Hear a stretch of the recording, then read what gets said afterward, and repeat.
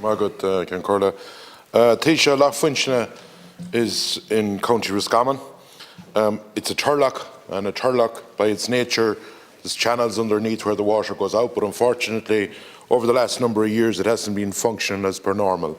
It was designated by the national parks, and unfortunately there is families around there at the moment. Some of them had to leave Taoiseach because of the situation where the water level has kept rising.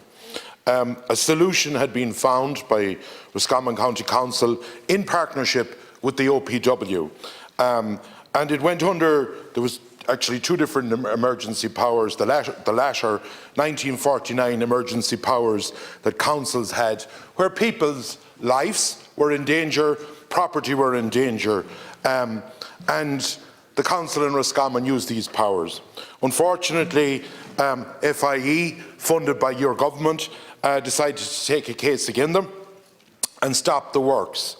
And the judgment came last week that basically in the High Court, the judge has very clearly stated that the 1949 emergency powers is now basically redundant.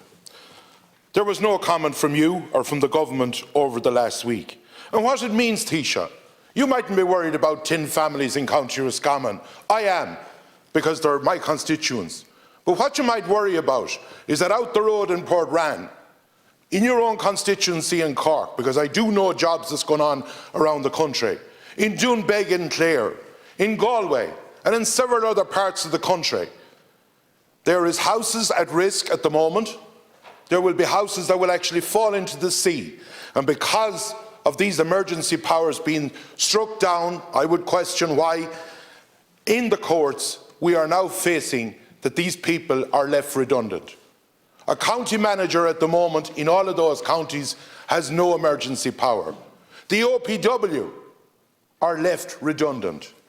And while money was spent on a pipe, the sensible option to take the overflow, what is very worrying, Taoiseach, is that it has come to my attention, and unfortunately the council didn't even tell me, but I found it out here in Dublin, that over the last 6 months or 8 months, that someone in the Department of Environment got onto the State Solicitor's office, and be that a minister or be that a Secretary General, they got onto the State Solicitor's office and the Attorney General. And from what I understand, Taoiseach, we had the state joining the FIE against the council. The state were going to join the Department of Environment, or the Chief State Solicitor's Office were going to join with a non-elected group against the council in a case in County Roscommon. And I want you, Taoiseach, and these are the questions I have for you. Are you aware, in wake of this judgment, that even a pot or water on the road, if you want to let in through a ditch, it cannot be done now unless you do all the screening out and all the different things? Will you find out who, was it a minister or who, made the call to the Chief State Solicitor's Office and Attorney General to get involved in this? And will you hold an inquiry into it? Please. And will you or your government, because they mightn't matter to you in County Roscommon, but if it happened below in Cork, which it's going to, I'm predicting it now, will you please get the government to look at this? And there would be a government meeting last week if it happened in Dublin or Cork, but because it happened below, out in a rural area, there wasn't a word about it. Will you give them undertakings to do that?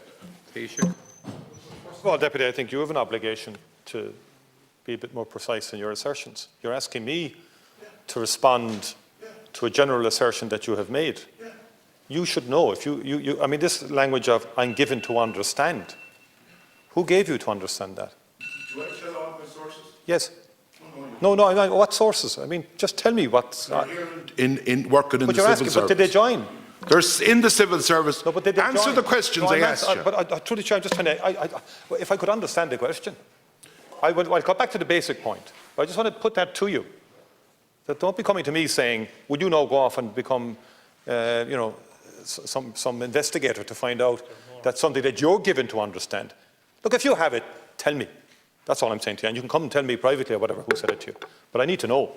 And that would short circuit. I'll tell you privately. That would short circuit the answer to your question. We'll short circuit very, very quickly. In relation to objections to flooding schemes, they have happened in Cork. They've happened across the country. They've delayed flooding schemes across the length and breadth of the country.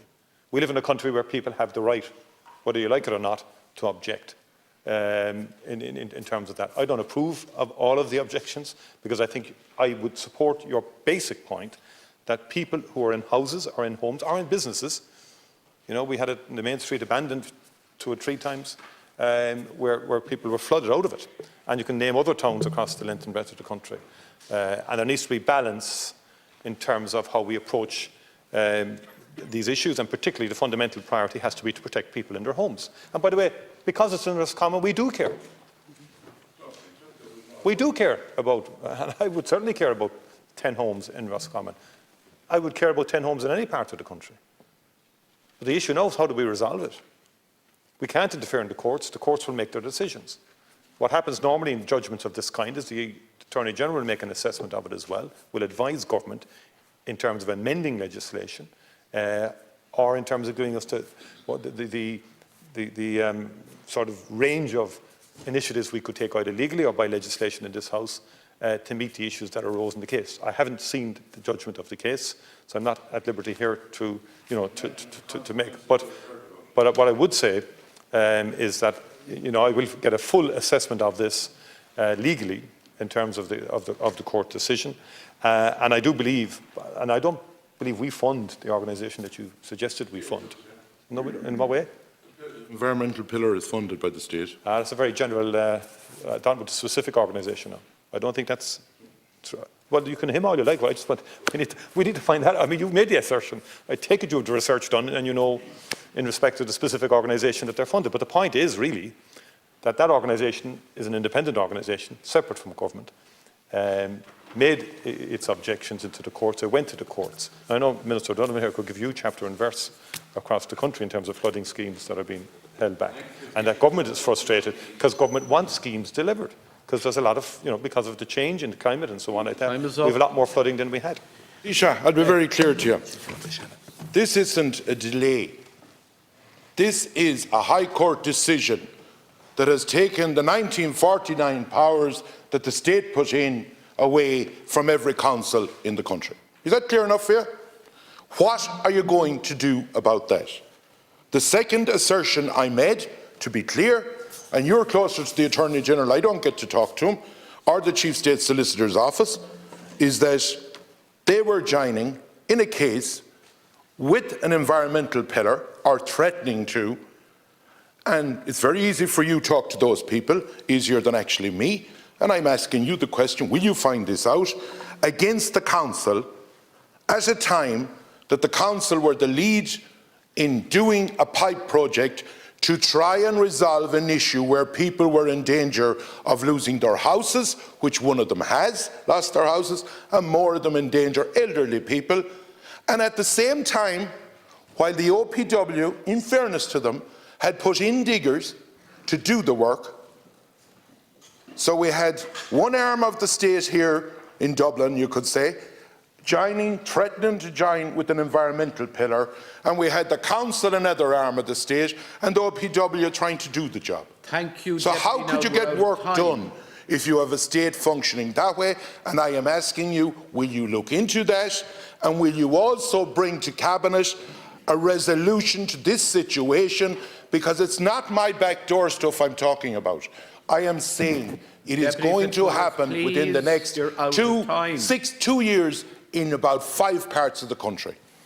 Well, first of all, I thank the Deputy for raising the issue, and I will get an answer for you, and I will seek the answers to the questions that you have raised, or the assertions that have been made. And what will happen in response to the judgment is a full assessment will be made of that judgment, because government has to act within the legal framework. The separation of powers applies, but we will examine the judgment. It's a High Court judgment, and what steps need to be taken now to resolve the situation.